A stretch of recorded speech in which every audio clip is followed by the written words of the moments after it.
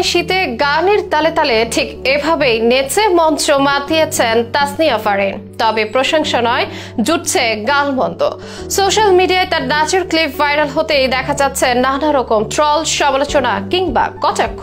বিশেষ করে ফারিনের পোশাক নিয়ে যারা ঘোর আপত্তি নেটিজনদের। কেউ বলছেন নায়িকারা যত জনপ্রিয় হয়ে ওঠে ততই যেন ধীরে ধীরে পোশাকটা ছোট হতে থাকে। কারো আবার মন্তব্য, নিজের জনপ্রিয়তা নিজেই নষ্ট করে চলেছে ফারিন। এমনকি মজা করে কেউ কেউ এমনও লিখেছেন, বউ যদি এমন হয় তো কিস্তি তুলে হলেও ছাড়াছাড়ি করতে হবে। এরকম নানা নেতিবাচক প্রতিক্রিয়ার ভরে উঠেছে ফেসবুক। এবারই অবশ্য প্রথম নয়, এ নিয়ে সাম্প্রতিক সময়ে বেশ কয়েকবার জেন জি প্রজন্মের সমালোচনার পাত্রী হলেন জনপ্রিয় এই অভিনেত্রী। এবারের ঘটনার নেপথ্যে কি ছিল, কেন নাচের ভিডিওর জন্য ট্রল হতে হচ্ছে ফারিনকে, কি বলছেন নেটিজনেরা, চলুন জেনে নেওয়া যাক বিস্তারিত।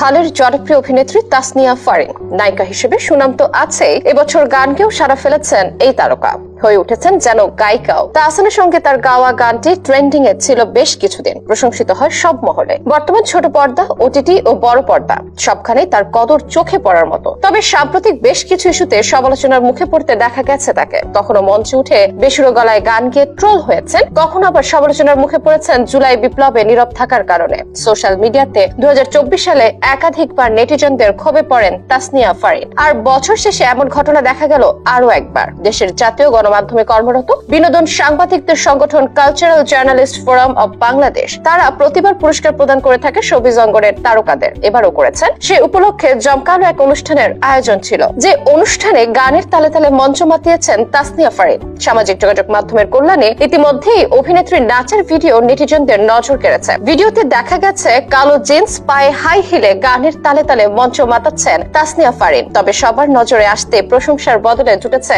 সমালোচনা। এই কনকনে শীতে একেবারে ভিন্ন পোশাকে নেচে মঞ্চ গরম করে দিলেন সুন্দরী অভিনেত্রী তাসনিয়া ফারিন। এরকম ক্যাপশনে একাধিক ভিডিও হয়েছে ভাইরাল। একজন সে ভিডিওর কমেন্ট বক্সে লিখেছেন, নায়িকারা ক্রমশ জনপ্রিয় হয়ে ওঠে আর ধীরে ধীরে তাদের পোশাকও ছোট হতে থাকে। আরেকজনের নেটিজনের ভাষ্যে, তার জনপ্রিয়তা নষ্ট করেছে সে নিজে। আরেকজন ফেসবুক ব্যবহারকারীর কথায়, কাপড় আস্তে আস্তে আরো ছোট হয়ে যাবে, ব্যাপার না, সস্তা জনপ্রিয়তা অর্জন করতে হবে। এমন আরো নানা মন্তব্য দেখা যাচ্ছে ফারিনের নাচের ভাইরাল ক্লিপগুলোর মন্তব্যের ঘরে। অনেকে মজার সুরে সমালোচনাও করেছেন, বলছেন গরিব মানুষ এরকম করলে এতক্ষণ এলাকাবাসী মিলে বিয়ে পড়াই দিত। কেউ আবার লিখেছেন, বউ যদি এমন হয় কিস্তি তুলে হলেও ডিভোর্স দাও। অনেক ভক্তের কণ্ঠে আফসোস অবশ্য ঝরছে, বলছেন ফারিন আগেই ভালো ছিল, এখন সেই ফারিনকে আমরা মিস করি। জানিয়ে রাখি, 2017 সালে আমরা আবার ফিরবো কবে নাটকে অভিনয় দিয়ে ছোট পর্দায় তাসনিয়া ফারিনের অভিষেক হয়। মায়ের ইচ্ছেতেই তিনি অভিনয় শুরু করেন বলে জানা যায়। 2018 সালে তিনি বিকাশের একটি বিজ্ঞাপনে মাশরাফি মুর্তজার সঙ্গে কাজ করেন।